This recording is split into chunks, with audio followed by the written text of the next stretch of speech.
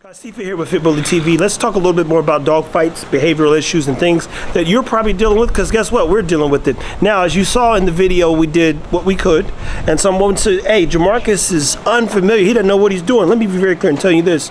There are two perspectives. There's the one where I'm nowhere near the fight, and it's just like a fight in real life. You can't see everything going on, and sometimes you look up and somebody done got stabbed to death.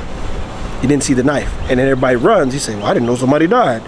Perspective's everything, and in people's minds, you should know and hey, you should know what to do. Don't work that way. He's in a pond. It's a slippery ground. He's already slid into that thing basically, and he's got two dogs that he's trying to motivate to try a little bit more. What do you do when dogs break out into a fight? Clearly, it's always good to have a break stick in your pocket if you have those type of dogs. Our dogs aren't actually super aggressive, especially when it comes to them just coexisting. So if we don't see those behaviors naturally when they're in the yard or out here peeing and pooping, then why would we presume, again, under the presumption that because they're swimming, they're going to get into a fight? Now, we've seen moments of uncertainty when we put a rope out there and Hera gets on there and we see, oh, Hera's trying to chew at Cha-Cha, and I'll literally say, Jamarcus, put her up.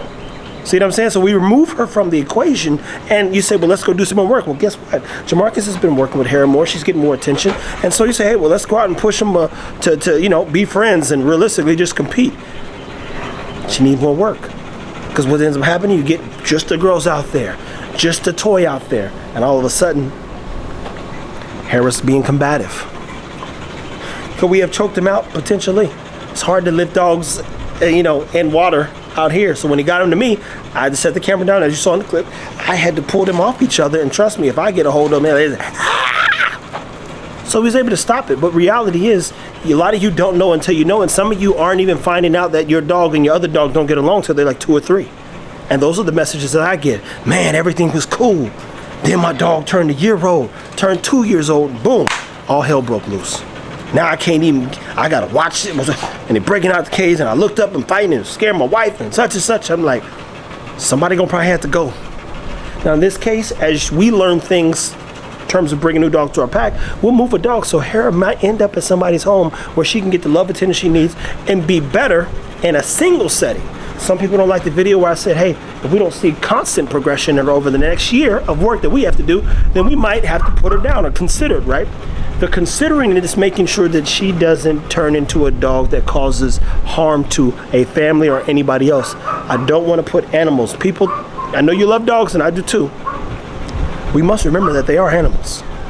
And the animal part is the part we keep not factoring in. And you only factor it in when you see them act like animals. They're no longer your pets or your baby. It's no longer Hera. It's that bitch. So let's not pretend that we don't have animals. Do we love them? Of course. They eat some of the best food. They live a good life. They get out and get active, and we have a good time with them. But they are animals. And in those moments, we saw that animal-like mentality. She put a whole tooth in Cha-Cha's head, and Cha-Cha didn't redirect. So I like that behavior better than I like the motivated behavior. And believe me, we want driven dogs that aren't motivated by other dogs.